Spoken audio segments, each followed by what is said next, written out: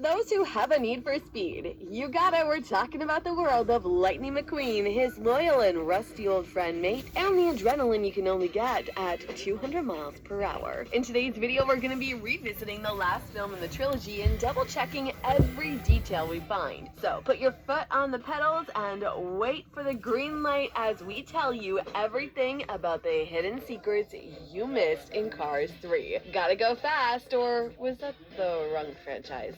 Anyways, let's begin. Listen to me. You got into his head. Don't you understand? He would never have done that. We all know that Pixar loves referencing itself, and they do exactly that when they introduce this sneaky reference to Toy Story 3. Do you remember the last staff meeting in Andy's room? Woody, Buzz, and the rest of the toys are trying to decide what to do as Andy's move to college becomes imminent. The army men are suddenly leaving the house, and they declare it's been an honor to serve along with the rest of the toys, but the war is over and they are leaving before being thrown into the trash. They iconically say goodbye with the phrase, "Good luck, folks, you're gonna need it." Well, Jackson Storm, the new hot shot on the track, mimics the iconic phrase as he advises McQueen just before he starts to realize times are changing fast and he's starting to lag behind. Storm spurts. Good luck out there, champ. You're gonna need it. Getting a car wash too, Cal? No, you're getting a car wash, McQueen. Get them back, Cal. Yeah, this is another Pixar reference. This time a bit sneakier as it only appears in print and it's not mentioned out loud. One of the competitors on the track, a blue car labeled 31, is sponsored by Triple Dent Gum. Does that sound familiar? It's not a gum brand from the real world, that's for sure. But where do we know it from? Every Pixar fan knows exactly where it comes from. This is, of course, a reference to 2015's Inside Out. Remember that hilarious scene where Joy is checking useless memories and stumbles upon the song from that gum commercial? It's a famous jingle that has been stuck in Riley's head for years without any apparent reason. Triple Dent Gum will make you smile. Triple Dent Gum, it lasts a while. It's too catchy. Oh, you're going down, McQueen. Get that arthritis-riddled keister onto the track so I can put you into the old folks' home against your will. Isn't it weird that McQueen is able to see clips from Cars 2 on his TV inside Mac as he's being transported? Well, maybe he's trying to catch up with everything that happens back in that movie since he was barely in it. But seriously, do you remember Mater's little detour to Paris in Cars 2? During the montage, he passed by two cars kissing on a bridge. Their names are John and Nancy, and they can be seen on Lightning TVs in Cars 3. But who are these two? Well, this is somewhat of a corny inclusion from the Pixar team to represent John and his wife Nancy as some kind of tribute for the boss. You know, it's thought down to the smallest detail since the female car is painted lavender, Nancy's favorite color. It's Lightning McQueen!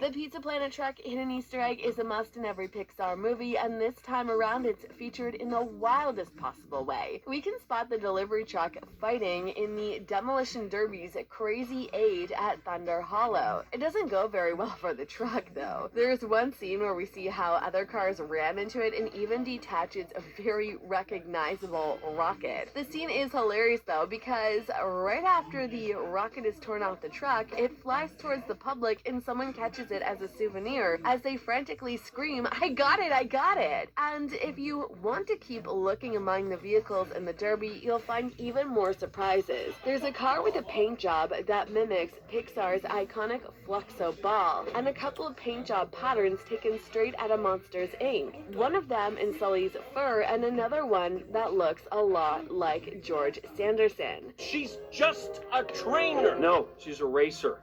Just took me a while to see it.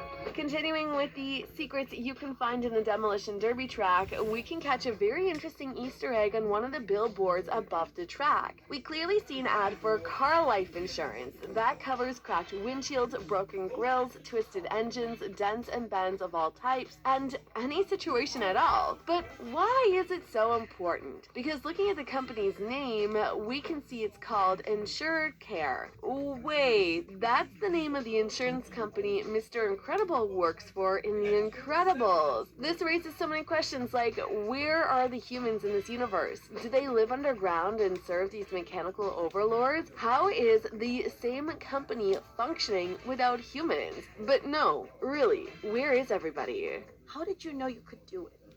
I don't know. I just never thought I couldn't. What's so special about Sleepwell Motel on the side of the road? Do you know it?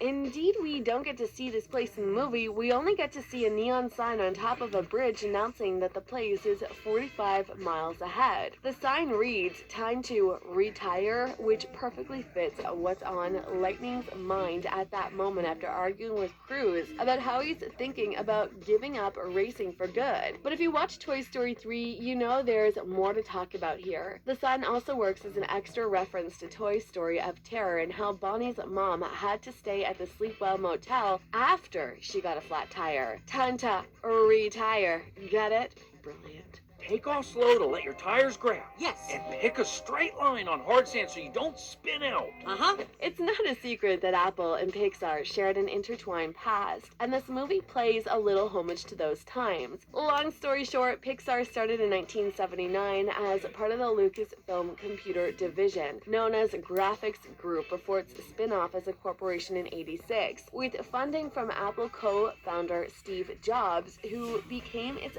majority shareholder. But then the Nation of the Mouse attacked and brought Pixar and the rest of its history. So when the state-of-art training treadmill powers on in the beach scene, we can hear in the background sound an Apple computer makes when it turns on. And this isn't even the first time they do this. That sound was the same we could hear in WALL-E when the little robot recharged its battery. So, ready to start training? I don't know. You ready to lose again? Oh, hope you got your fluffy cloud. The whole Cruz Ramirez story is a tale of overcoming and personal growth that talks about many things. A girl trying to play a traditional sport dominated by men, we can see that in the way Sterling treats her and mocks her dreams of becoming huge, an insecure personality facing a lifetime of fame and glory, etc. And on McQueen's side, it's about letting go of past times and living in the present, accepting he's no longer the fastest and most loved by the public, and dealing with whatever that may mean for him in the future. McQueen realizes that there's much more than just winning the race.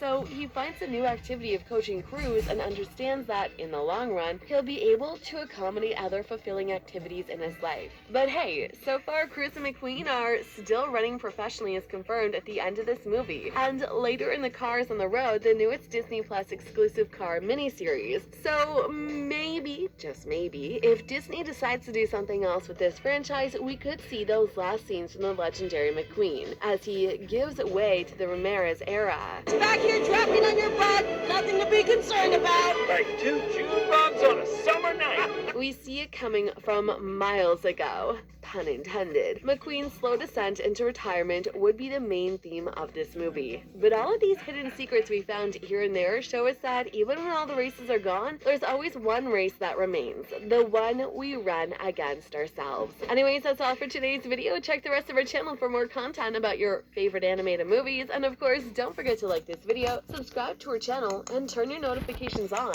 by hitting that little bell if you want to keep receiving awesome stuff like this. Bye. Oh, I couldn't have enjoyed it more if I'd beaten McQueen myself.